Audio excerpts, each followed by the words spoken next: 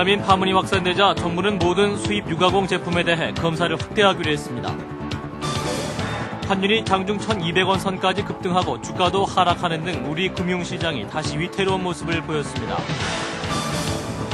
이명박 대통령과 메드베데프 러시아 대통령은 오늘 정상회담을 통해서 양국 관계를 전략적 동반자 관계로 격상하고 시베리아 횡단철도를 한반도와 연결하는 사업을 위해 협력하기로 했습니다. 한나라당이 종합부동산세 과세 기준을 9억 원으로 올리기로 당론을 최종 확정하면서 국회에서의 진통이 불가피할 전망입니다. 이상은 이 시간 주요 뉴스입니다.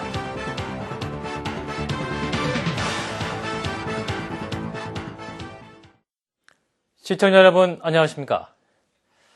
멜라민 파문이 확산되자 정부는 모든 수입 유가공 제품에 대해서 검사를 실시하는 등 농산물 가공식품에 대한 원산지 표시 규제를 강화하기로 했습니다. 이완복 기자입니다. 앞으로 수입되는 모든 우유 성분이 포함된 가공식품에 대해 멜라민 검사가 실시됩니다.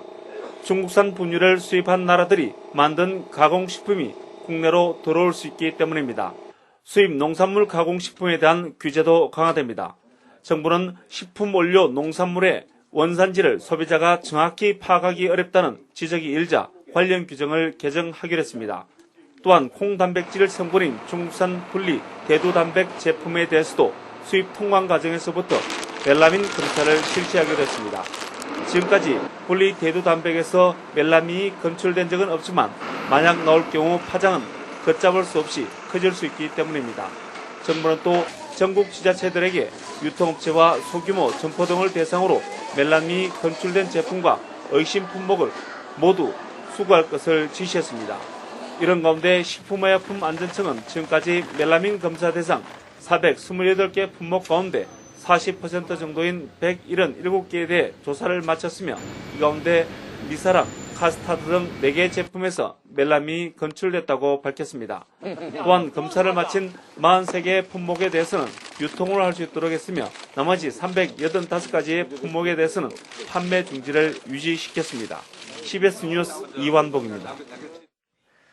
미국의 금융안 합의에도 불구하고 환율이 장중 1,200원 선까지 오르고 주가도 하락하는 등 우리 금융시장이 다시 위태로운 모습을 보였습니다.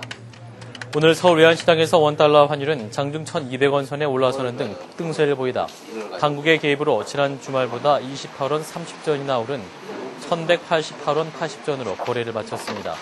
상승세를 보이던 주가도 환율 폭등의 영향으로 하락 반전해 코스피 지수가 지난주 말보다 19.97포인트 내린 1456.36으로 장을 마쳤습니다. 이명박 대통령과 메드베데프 러시아 대통령은 오늘 정상회담을 갖고 양국 관계를 전략적 동반자 관계로 격상하기로 합의하고 시베리아 횡단철도와 한반도 종단철도 연결 사업을 위해 협력하기로 했습니다. 이재기 기자입니다. 이명박 대통령과 메드베데프 러시아 대통령은 크렘린궁에서 정상회담을 갖고 정치와 경제, 자원, 과학기술 등 모든 분야의 협력을 강화하기로 했습니다. 양 정상은 한국기업의 극동 시베리아 개발 참여 문제를 한너경제과학기술 공동위원회에서 협의하기로 했습니다. 양 정상은 또 한반도 종단철도와 시베리아 횡단철도 연결 사업을 위해 긴밀히 협조해 나가기로 했습니다. 러시아 철도공사와 한국 측 컨소시엄인 루코사 간의 철도 연결을 위한 실무 협상이 진행되고 있습니다. 이 대통령은 정상회담에 앞서 한너 비즈니스 포럼에서 양국 간 협력을 위해 철도와 에너지, 농업 등 3대 실크로드를 건설하자는 제안도 했습니다. 양 정상은 기존 건설적 동반자 관계에서 전략적 협력 동반자 관계로 양국 관계를 격상하기로 합의하고 차관급 전략 대화를 신설해 교류가 더욱 활발해질 것으로 예상됩니다. 북핵 문제와 관련해서는 육자회담 틀에서 평화적이고 외교적 방법으로 문제 해결을 위한 노력을 기울여 나가기로 했습니다. 모스크바에서 CBS 뉴스 이재기입니다.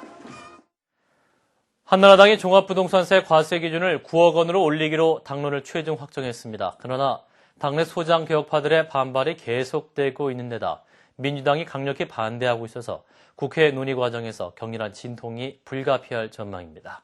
황명문 기자입니다. 한나라당은 오늘 최고위원회의에서 종부세 개정 당론을 확정했습니다. 최대 쟁점인 과세 기준을 현행 6억 원에서 9억 원으로 올리는 정부 원안대로 개정을 추진하기로 했습니다. 조윤선 대변인은 브리핑을 통해 종부세 정부안을 수정하지 않도록 하되 국회 법안 심의 과정에서 보완하도록 입장을 정리했다고 밝혔습니다.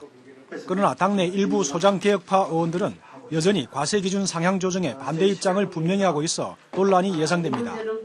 여기에다 민주당도 종부세 완화 반대를 공식 천명하면서 강력히 저지할 뜻을 밝혔습니다. 정세균 대표는 오늘 최고위원 회의에서 당원과 당직자들이 종부세 완화를 저지하는 데 적극 나서야 한다고 강조했습니다. 야당의 강력한 저항에다 집권 여당 내부 반발까지 겹치면서 종부세 문제는 국회 논의 과정에서 격렬한 진통이 불가피할 전망입니다. CBS 뉴스 황매문입니다. 교육당국은 학원비 폭리를 막기 위해서 적정 수강료 산출 시스템을 운영해서 수강료 인하를 유도하고 이행하지 않는 학원은 등록 말소 등 강력한 제재 조치를 취하기로 했습니다. 서울시교육청은 고액 수강료를 징수하거나 과도하게 인상하는 학원에 대해 수강료를 실질적으로 인하 조치할 수 있도록 오는 12월부터 학원 적정 수강료 산출 시스템을 운영하기로 했다고 밝혔습니다. 이 시스템의 중점 점검 대상은 음성적으로 고액과의 수강을 하는 학원과 허위 과장 광고로 수강료를 부풀리는 학원, 주말 특강반 같은 강의 쪼개기로 수강료를 인상하는 학원 등이 될 전망입니다. 방송통신위원회는 최근 이동전화, 대리점 등이 요금 할인제로 인해서 당연히 할인되는 금액을 마치 단말기 보조금처럼 속이는 사례가 증가하고 있다면서 주의를 당부했습니다. 방통위에 따르면 이동전화, 대리점에서는 계약서에 정상적인 할부 금액로 작성하더라도 이용자에게는 단말기 대금만큼 요금을 할인해주기 때문에 공짜라고 얘기하며 가입자를 속이고 있다고 밝혔습니다. 이에 따라 방통위는 40만 원 이상 고가의 단말기를 공짜라고 광고하는 경우 사기성 판매를 의심하고 단말기 구입 조건, 구입 가격을 반드시 확인할 것을 당부했습니다. 이혼 전에 일정 기간 협의를 의무화하는 이혼 숙려 기간 제도가 지난 6월 시행된 이후에 이혼 건수가 크게 줄었습니다. 통계청은 출생, 혼인, 이혼 통계 속보를 통해서 올 7월 이혼 건수는 9,200건으로 지난해 같은 기간과 비교해 12.4% 줄었다고 밝혔습니다. 이처럼 이혼율이 감소한 것은 지난 6월 22일 시행된 협의 이혼 절차 변경 때문으로 풀이되고 있습니다.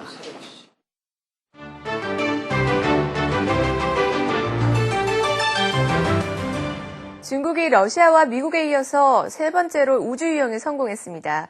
유인 우주선 선저우 7호가 68시간의 비행을 마치고 귀환했는데요. 탑승했던 우주인 3명은 모두 건강한 상태로 확인됐습니다.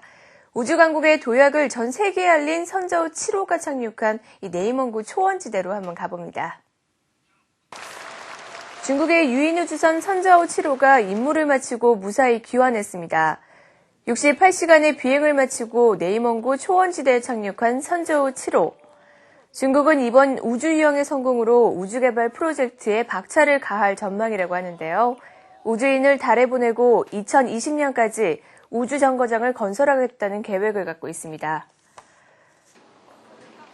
오랫동안 분실됐던 아인슈타인의 망원경이 이스라엘 히브리 대학에서 일반인들에게 공개됩니다. 히브리 대학 공동 설립자인 아인슈타인이 1955년에 타계하면서 남겼지만 그동안 창고에서 발견되지 못했던 망원경. 이 낡은 망원경은 현재 작동시키기 어렵지만 목성 표면 줄무늬와 5개의 위성까지 확인 가능한 것으로 나타났는데요. 대학 측이 3년간 $10,000를 들여서 보수를 마친 망원경은 일반인들에게 공개돼 누구나 볼 수 있게 됩니다. 독일 남부의 한 도시, 천여 명의 시민들은 세계에서 가장 큰 퍼즐을 완성하기 위해 모였습니다. 예술작품이나 풍경 그림 등의 퍼즐을 넘겨받고 그림 조각을 맞추기 위해서 바삐 손을 움직이는 시민들. 5시간 만에 100만 개가 넘는 그림 조각을 맞춰서 가로 20m, 세로 30m의 대형 퍼즐이 완성됐습니다. 이 지역 퍼즐 제조회사가 기네스북 신기록을 세우기 위해서 마련한 이번 행사로 시민들은 즐거운 시간을 보냈습니다. 지금까지 박주연이었습니다.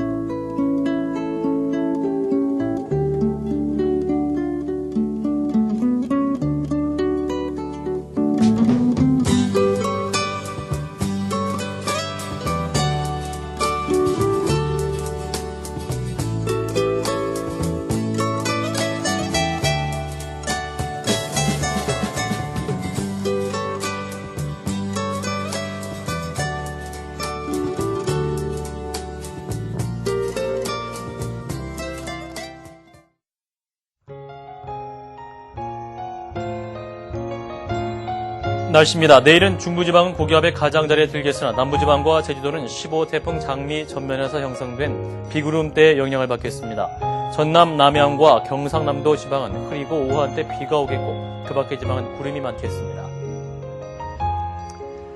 내일 아침 최저기온 9도에서 18도, 낮 최고기온 21도에서 25도입니다. 서울의 현재 기온 19.9도입니다. 이상으로 CBS 뉴스를 마칩니다. 고맙습니다.